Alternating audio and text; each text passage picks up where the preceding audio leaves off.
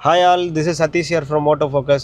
இப்போ இந்த வீடியோவில் பார்த்தீங்கன்னா உங்களுக்கு Mahindra XUV7W அதோட AX7 வேரியண்ட்டில் ரியல் டைம் அவுட்புட் அதாவது அப்கிரேட் பண்ணுறதுக்கு முன்னாடி எப்படி இருக்குது, அப்கிரேட் பண்ணுறதுக்கு அப்புறம் வந்து லைட் அவுட்புட் வந்து ரோட்டில் எப்படி இருக்குது அப்படிங்கிறத நான் உங்களுக்கு காமிக்க போகிறேன்.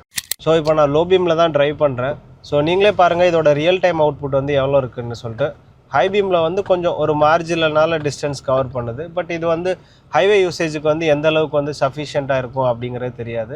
ஆக்டோக்யூ அப்கிரேட் பண்ணதுக்கப்புறம் நீங்களே வந்து ரியல் டைமாக வந்து எவ்வளோ டிஃப்ரென்ஸ் இருக்குது அப்படிங்கிறத நீங்களே கம்பேர் பண்ணி பாருங்கள்.